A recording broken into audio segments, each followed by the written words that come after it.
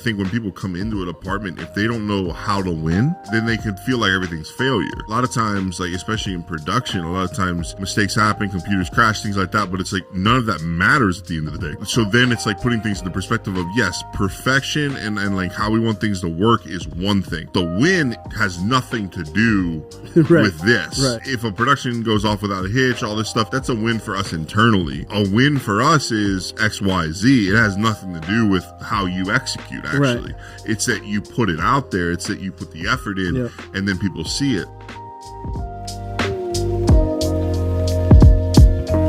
Hey there, welcome to the Culture Architects Podcast. I'm Chad. I'm here with Vinny. Hey, what's up, everybody? All right, I think that's enough time to give him. Yeah. Thanks. That's all I need. Yeah, that's it. All right, that's the show.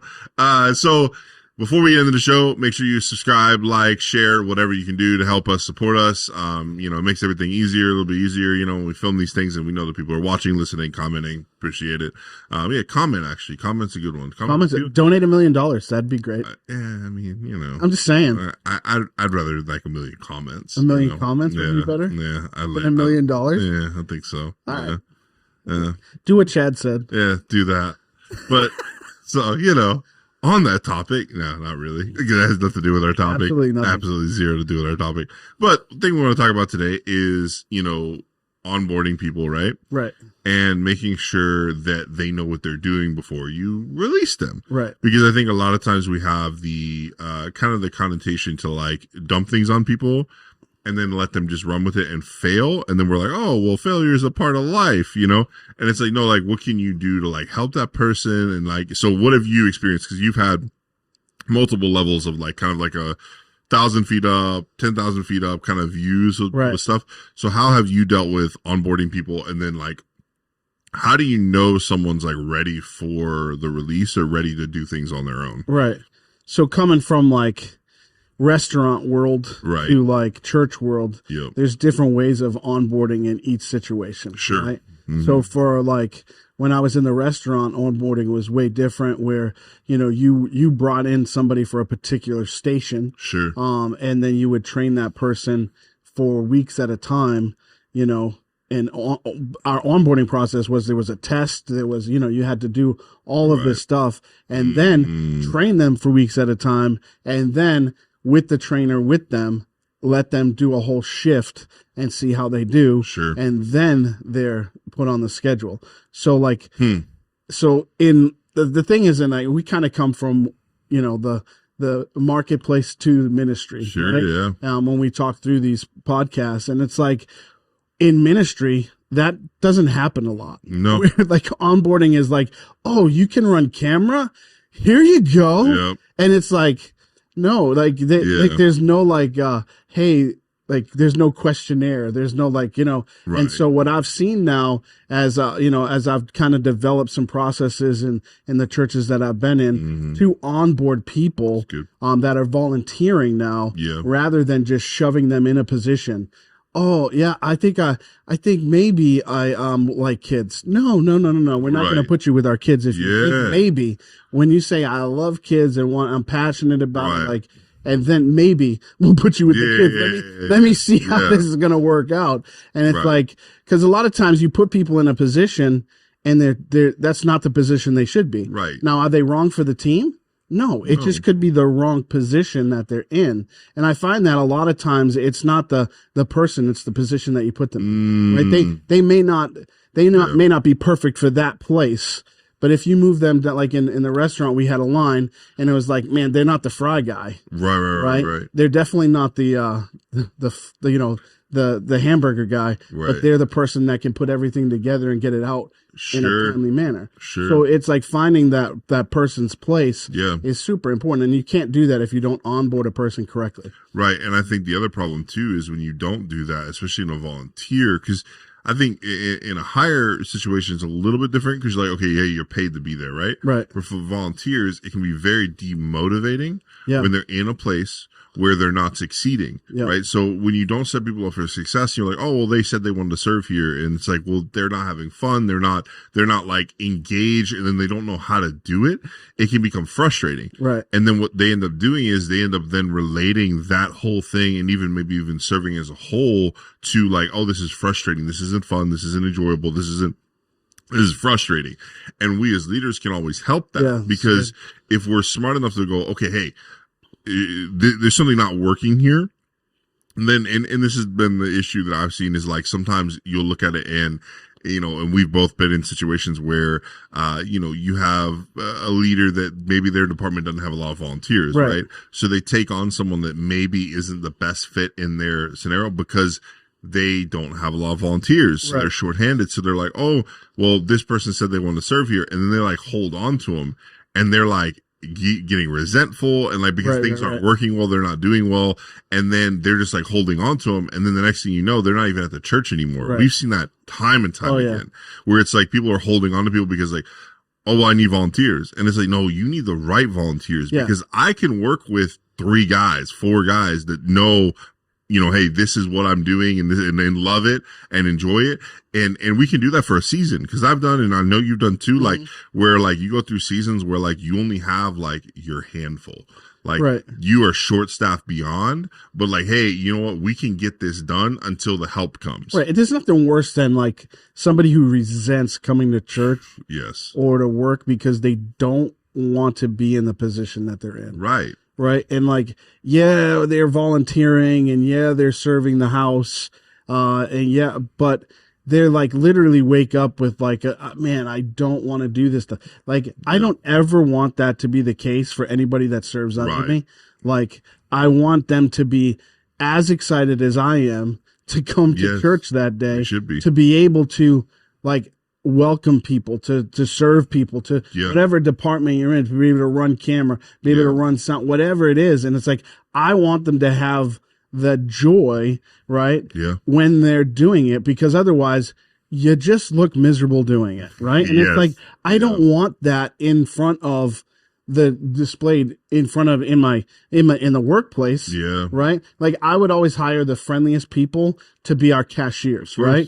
And it's like like, anybody that had an attitude problem, they would remove from cashier. I need the right people up front, right? And that way, it was always like it motivated people to be like, I'm in a good mood. And it was always like, those are the people that want to be there, right? 100%. And like, that's who you want up front, right? The people that, okay, maybe they don't want to be there, but they're great at what they're doing. Okay, you're the kitchen, we put you back there, but it's like, I don't want people that don't want to be there. No, 100%. And it's like, if you resent it, and because people are holding on to you, or because whatever those reasons are, like you said, it's like, man, where's that person going to go? They're not going to grow, right? They're not flourishing in what they're doing. They're not thriving. And it's like, I got to go somewhere else because I'm not getting what I want. Right. And it's like, we took that person from like, they were loving it, they were whatever, to hating it, resenting it, and now they're gone.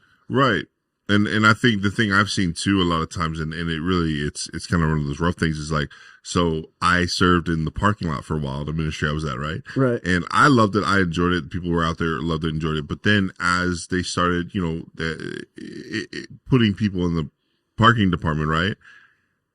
They had terrible attitudes, that they didn't want to be out there, and they were kind of like forced to be out there. And you're just looking at them, you're like, this is the worst, because like, this is the first impression. Right. Like when someone drives on property, this is what they see. Right. So like, I think a lot of times it's like, like you're saying, like there are certain positions that you have to put people there that are like happy, go lucky, enjoy being there.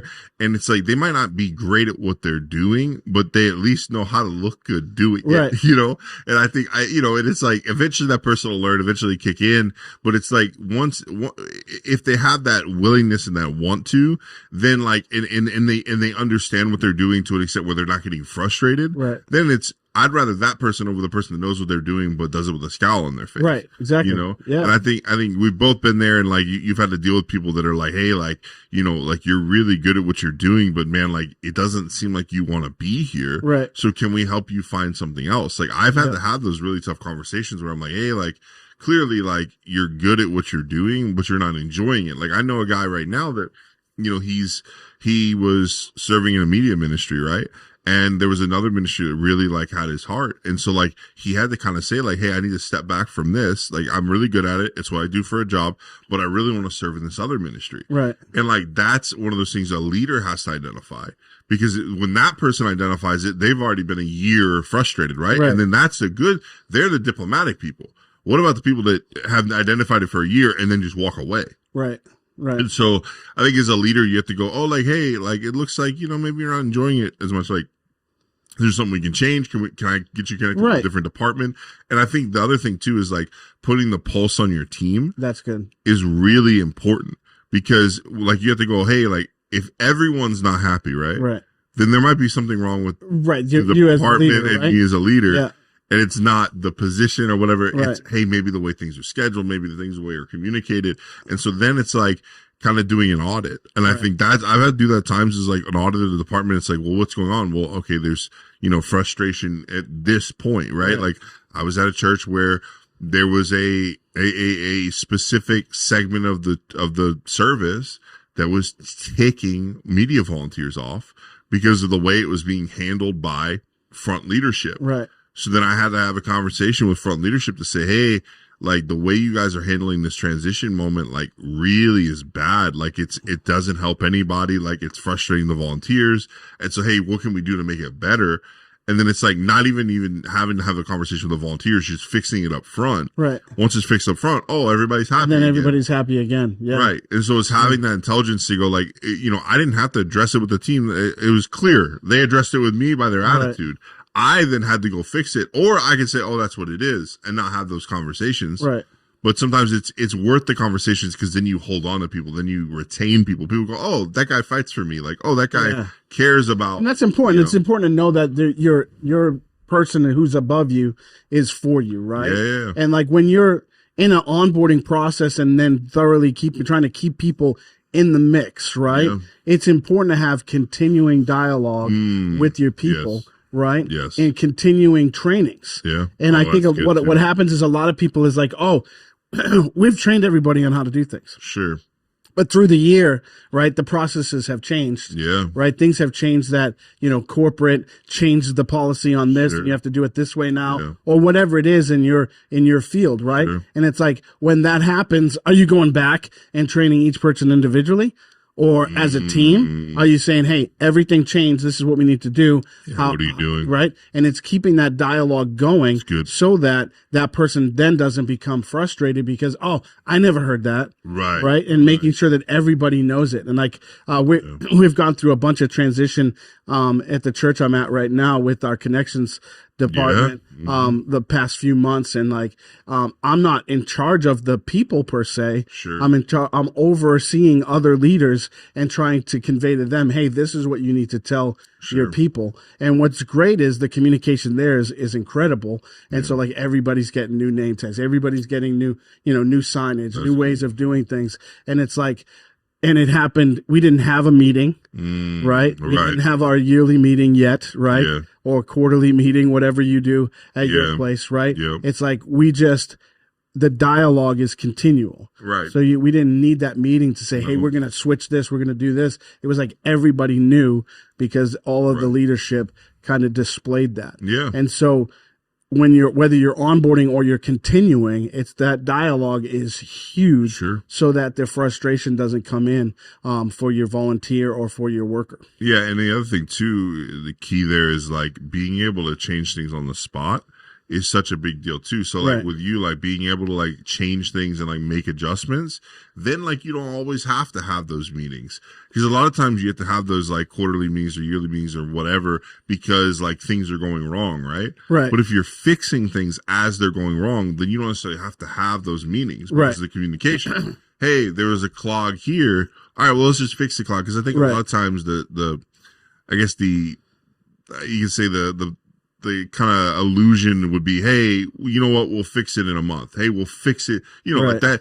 That's the best way to do it. Hey, just keep going. But a lot of times it takes a leader to go, hey, you know what? Actually, we're going to change things on the fly. It's good. This wasn't working. Well, you know what? I'm going to go individually communicate to everybody that needs to know that this is changing. Yep. And sometimes it's minute things, but the thing, like, especially with like what you're doing, it's people related. So a minute change might be a big deal because you're dealing with humans. Like you're dealing with people that are connecting with people. So like a small minute change in like language or process could be a big deal. Right. And so like, you know, how you capture numbers or how you capture contacts, right? Like if you change something slightly, it changes a lot. Yeah. So like for that, you have to be very specific and very tactful, but at the same time be willing to be like, all right, let's change things on the fly. Because I think the biggest thing is if you're not as a leader willing to like step out and change things, then eventually you'll have volunteers start changing things for you. You. Yep. And we both have had to have you walk in. You're like, why are we doing this? And they're like, well, this wasn't working. Right. And it's like, they saw it and they go, we're fixing this. Right. And it's like, so then as a leader, it's like, well, why didn't you do it? Right. And so it's funny because I've had that happen before where I walk in, like, why are we doing this? And they're like, well, because the other thing wasn't working. Like, well, I was going to change that next month. And it's like, they're just like, no, like, because that's the other thing I think that we, especially with volunteers, we kind of discount the fact that like they want to be there and they're sacrificing to be there. So like changing things the next week to make it better because of the following week didn't go well is important to keep them wanting to be there. Yeah. Motivated. Right. Because like they're the ones that are like hyper focused. That's the thing that I've seen too is like volunteers will come in there. They care so much about it. Yep. It's like, of course they do. They're giving up, you know, they're working 60-hour weeks and they're coming in and working 10, 15 hours a week or as a volunteer. Right. So like they obviously care. So then it's like, okay, what do we have to do to make sure that they know that we care? And that's one of the things that you can do to step out and be like, hey, especially on the onboarding process, when you're bringing new people to go like, hey, this is the process, is what we do. But hey, also like we change things around here. Like, and letting people know that coming in. Right. And the other thing that's important is like, I know each department usually has their own onboarding process for things, right? 100%. And so like, I know like for my wife, who's a kids pastor, she does onboarding way different than I do onboarding because she has to have background checks and things like that and all that in place. And so like, it's important that each department develops their own processes so that, you know, if a person goes from one department to another, they still have to be onboarded. Yes. Right. And I think what we see a lot of times is when people get put in a place where they're not thriving, right? Like they're like, man, I'm just, and it's like, man, well, I'm just going to go to that. No, wait a second. There's a whole process you have to go through to get into that place. And it's good for them to know, like, we care enough about every department, that this is why we do the things that we do. Sure. And a lot of people, I find a lot of times people get, frustrated when they're not told what to do, right? Very much. And how to do it. And so if you don't have those processes in place, people get more frustrated because they lack the supervision that's needed for them to be at their highest level. Yeah. You know, and so I mean, I think it's really good to have an onboarding process for every department, to have a continuing dialogue. And then you mentioned the meetings, and that maybe you don't have one every month or every quarter. Right. But we do one, right. Every year or every 6 months, in my department to celebrate all the stuff that they've done. Right. Because as a team, you want to celebrate your team, right? You want to celebrate victories that happen in your department. For us, it's like, man, we've brought in, 400 guests this past year. Like that's just ridiculous when you think about our little area and the churches that are here. And it's like, we celebrate that. Absolutely. And we celebrate the leaders that are over each department that are doing incredible jobs. So it's like that's an important part of onboarding and continuing the dialogue and continuing showing them, hey, this is important. This is why we're doing what we're doing. It's important to put in front of people why they're doing what they're doing, right? The visitor that comes in that gets transformed in their life. lives changed for my department. For your department, it's the lives that are online that are getting transformed and changed. And it's like, it's important for the people to see that. If they don't see the reward, like they don't see what the finished product, right? It's like, then they don't have nothing that they're kind of going after. Yeah. There's no chase. There's no, and I think that's the thing is like, you have to create the chase. And then the other thing too is like on the onboarding process, like the why and in what you're saying is important too, because to say, hey, these are the wins, right? Like these are the things that we've done, because I think when people come into an apartment, if they don't know how to win, right, then they could feel like everything's failure. So like, cause I think a lot of times, like, especially in production, a lot of times, accidents happen, mistakes happen, computers crash, things like that. But it's like, none of that matters at the end of the day. If someone was reached online, it's good. So then it's like putting things in the perspective of, yes, perfection and like how we want things to work is one thing, but the win has nothing to do with this. Right. Like, if a production goes off without a hitch, all this stuff, that's a win for us internally. But a win for us is X, Y, Z. It has nothing to do with how you execute, actually. Right. It's that you put it out there. It's that you put the effort in and then people see it. I think so. It's creating those wins and then creating, and then the other thing too is sometimes you have to manufacture wins. Like you have to go like, hey guys, like actually look, we don't look at this, but look at what we've been able to accomplish. Right. Yeah. And like pulling the curtain back on other things, super. Yeah. And I think sometimes you have to do that for like morale, Yeah. And like, I don't, like for my team, like I'm thinking about like, what can we look at as wins, right? Right. From a connection standpoint and from, and it's like, okay, how many memberships have we had in the past year, right? Exactly. Like over 60 people have become members. Right. Right. That's a win for the connections department, right? How many people got baptized this past year, right? Over 90 something people have been baptized. And it's like, that's a win for the connections department, because what it's showing is people are coming into the church, they're connecting to the church, they're getting baptized, becoming members, and staying around. Right. Those are the wins. And it's like being able to say, hey guys, this is the numbers that we need to be paying attention to. Right. How many visitors come in, how many are staying, how many are becoming members, how many are getting baptized, salvation, all that. Super important on my side. For sure. Right. And it's like, that's not a number. That's a person's life that literally has been transformed because you said hi at the door. Right. Because you took their information, right? Because you connected them to the meetings, and you connected them to the membership classes and whatever it is. And it's like, you guys are the ones that did all that. Like my part is so minute when it comes to like our volunteers. It's like, man, you guys are the ones that are making it happen. Yeah. So, well, I think it's good. That was good. There. Yeah. So, all right. We'll see you next week.